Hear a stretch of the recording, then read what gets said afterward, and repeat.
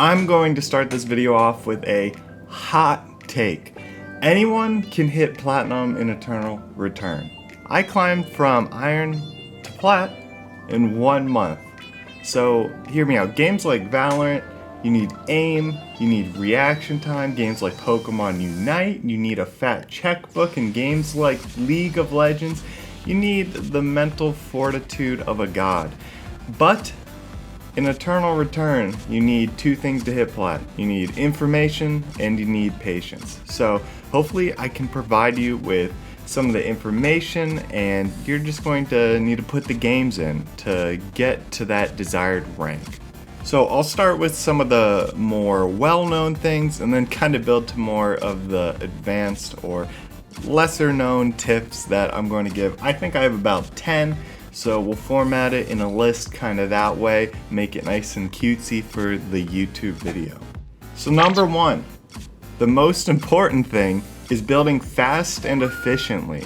So it's okay if your route is kind of longer, but you're getting better items out of it. You just need to know it well, and you have to know more than one route. You have to know a couple just in case your route is doomed based on how many people are going there.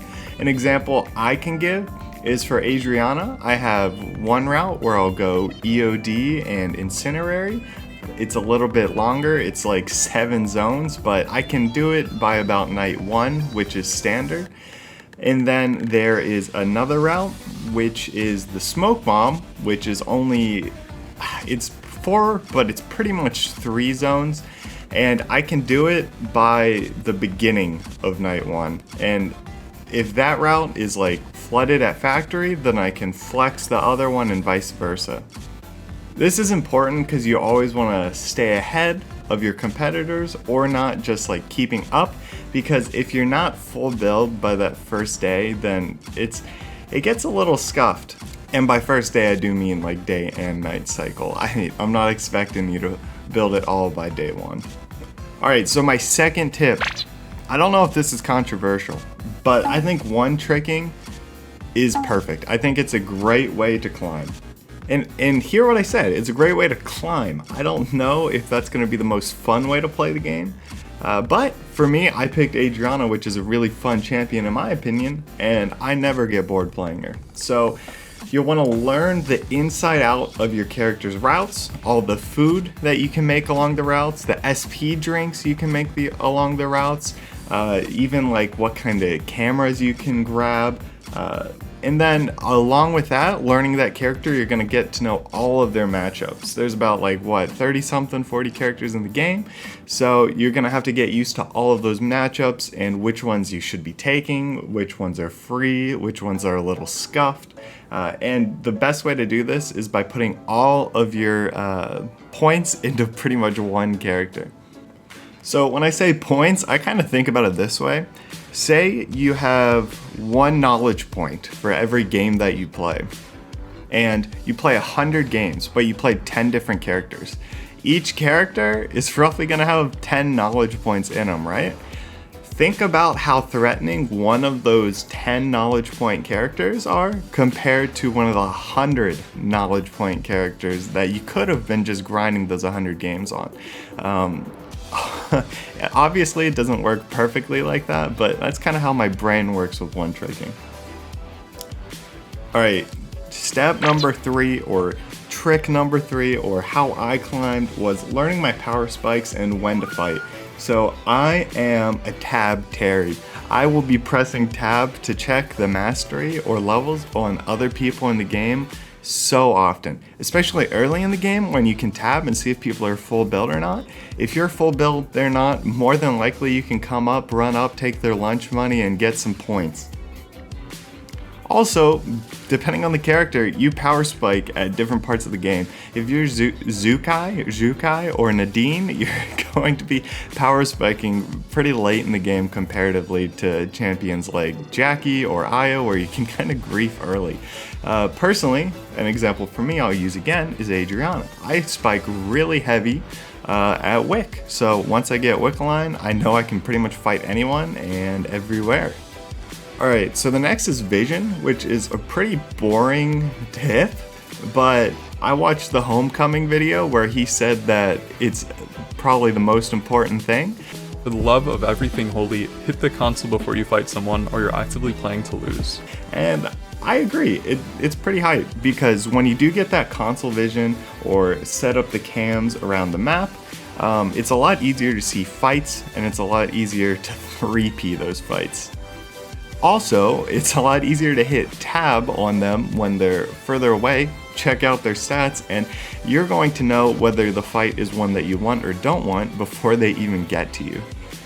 So for tip number 5, I said something maybe not many of you are going to like, is 3Ping or ratting, and I'm gonna mark this down as the golden rule.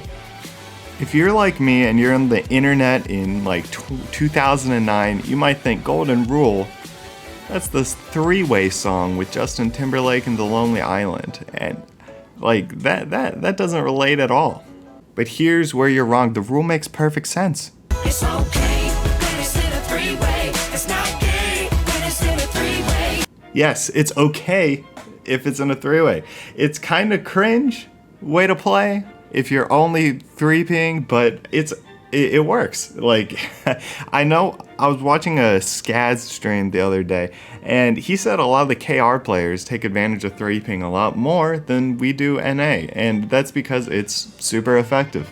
That's because when you show up to the third party, they're one, missing health, they're probably on cooldown for a lot of things, including their ults, and finally, you just kind of get this unexpected like drop on them, and people don't really know what to do in those situations, especially at lower elo. They kind of panic, and the wheels kind of come off.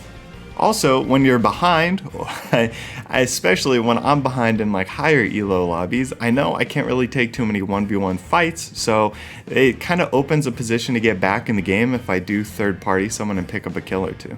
The way you prevent this is, revert back to step 4, is getting good vision. If you have good vision, it's going to be a lot harder for you to see someone like sneaking up on you and third partying you. So just know, when you take a fight with someone, that's something you want to keep in the back of your mind. Is someone going to third party this? Alright, still like step rule 6 at this point, I don't know. Kills are a lot better than placement, I'm not going to lie. Placement does help, and it definitely is gonna prevent you from losing LP, but kills are weighted a lot more, especially in the late game. I know back when I started playing, it was kind of even how it was, like kills, the late game, early game doesn't really matter, but now I think late game kills are weighed a lot more just so people don't get griefed. So if you find yourself ending up like second place, getting +4 LP, no kills, like if you keep seeing that happen, just know that maybe you need to find more aggressive ways to improve your playstyle. Probably playing around those power spikes is going to help you. Alright, so we're getting into the nitty gritty now, and I think lobby scouting is super important. Knowing what routes people are running and which ones kind of messes with yours. An example is, I know there's another Adriana player, the best Adriana player, NA, Slim, and if I know he's in my lobby, I'm going to take the less optimal Adri route if I don't want to fight him. And I lose most of those fights, so most of the time if I just take the unoptimal route, I know he's going to take the optimal one, and we both get to play the game grief-free. Lobby scouting also helps you get the idea of who you can fight at what points of the game. If you know certain people route through Uptown early on in the game and you're going to be full build there and maybe they won't be, that's going to be an opportunity for you. And again, the more you play, the more you're going to know what routes characters go. That's why I kind of like playing different characters around in normals. I know I said one-tricking is important, but if you throw in a couple games in normals for every character, you're kind of gonna get a grasp of what routes are prevalent for them. Alright, so I don't see people talking about. Replays are OP. So one, Eternal Return added this sweet replay system that I've been abusing. I'm actually using for this video, and what you're going to want to do is not only watch yourself and what you could have done better, you're going to want to watch other people in the game. That's more ways to pick up information. especially when I get thrown into high like elo lobbies and I see another Adriana that is popping off. I'm gonna go back into the replay, and I'm not only gonna watch myself, I'm gonna watch what they're doing, because the best way to learn is to see someone who's better than you and try to not emulate, but take away what they're doing well and add it to your playstyle. Another thing that I do that is a little unorthodox, I'd say, is I watch a lot of people's Twitch VODs if I get killed or kill someone that is a streamer. Don't go into their chat and be like, haha, good, GG's, like, I was the one who fight you. I feel like that's a little cringe. But what I do is if I just got in a fight with the person that I know is streaming, I'm gonna, after the game, I'm going to open up their stream and I'm gonna go to the VOD, rewind a little bit back, and I'm gonna see our fight from their perspective. If you're lucky, they might actually be talking through how the fight went for them, or talking through what they could have done or what you did wrong. I feel like I got a lot of insight just by watching some of the top players kind of critique what I did fighting against them. A lot of the time you might just get the, oh, this guy was a +1, but that's okay. All right, number nine, loser's queue. It's a thing, kind of. There isn't a specific loser queue, but it's kind of more of a mentality. Don't feel like you gotta power through if you're starting to like have multiple games where you're losing LP.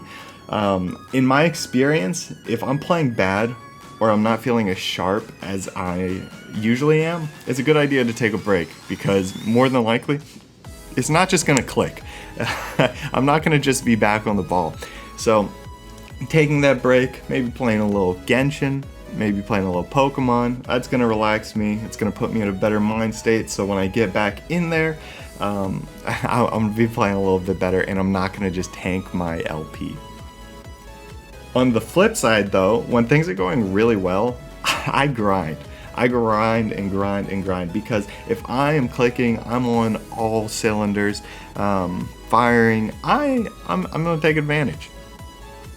It's also worth saying, if you're getting lobbies that are pretty favorable for you, there's a lot of good matchups in it, and there's people that you just know you can beat, keep on queuing, because the Eternal Return's not that big of a community and a ranked. Like, you're probably gonna keep getting the same people in your games. Alright, so my last tip, I'm pulling up my DAC.gg for this and another person's. To continue climbing, I've noticed there's like two different paths. One is kind of the just keep clicking away, +7, +3, +9 LP. And the other is maybe loose like 10 LP like in this game, lose 7 LP in this game, but then you gain like 50 in the third. And I think that second way of playing is a little bit better. Like, let's look at my DAC.gg right now. I play pretty passive because I get like Titan lobbies and I'm a platinum player. So most of the time I don't feel too confident that I can win fights. So a lot of my games look like, well, there's 1 kill, oh, there's 2 kill. And you can see it's a pretty consistent climb. A lot of games where I don't get any kills sometimes, but the placement just kind of boots me up because I'm in such a high elo. So this is kind of more of a playstyle for people in Plat, I guess. But the issue with this is I don't think you learn very much because you're not taking many fights and you're playing like super passive. And yes, it worked for me, just like kind of my final push to gold to Plat, but I wouldn't really suggest this playstyle. Someone from season 2, when I was doing my initial climb to platinum from iron, was Donna was taken, and this player I actually really respect, and they're around, I think they're a little higher than me in platinum right now, but we were like silver 1, gold, playing games against each other, and I just remember their playstyle is a lot different than me. They one-trick Rio, but instead of doing that subtle climb that I do, it's a lot more noticeable. They'll have these big pop-off games, and then maybe a couple of like losing a fight early, a little -14, -8, but then again, it's another pop-off game. So what I would suggest is playing more like this person, because you're gonna learn a lot more since you're taking more fights, and genuinely, the game's probably a little more fun when you're being more aggressive. Again, maybe it's just different characters, Rio versus Adriana, but both pretty much climbed us to the same spot. But I think in the long term, players like this, they're probably going to get to Diamond a little more quicker than players like me. And those are 10 tips, and you might be expecting me to shout out like, oh, like, comment, subscribe, but no. This video has different intentions. I want more people to be in Platinum and to make that climb, so I don't have to keep getting these Titan lobbies. So, Q ranked, NA pops around like 6 p.m. on a good day, but the later in the night you go, probably around 10 p.m., you're guaranteed to get a game. So queue up, queue up, queue up, and good luck on your climb. Let me know if you have any questions. If you play Adriana and you're one-tricking and you need some help with it, let me know. Send me a VOD or send me like a code for a replay, and I'll take a look at your game. But I only can give you like Plat advice. That's where I am. So yeah, thanks for watching. I'm a hit superstar. I got 2D hoes, you know who we are. We look fresh to death, hopping out the car. Anime girls running from here and far. Young, so I got the game on lock.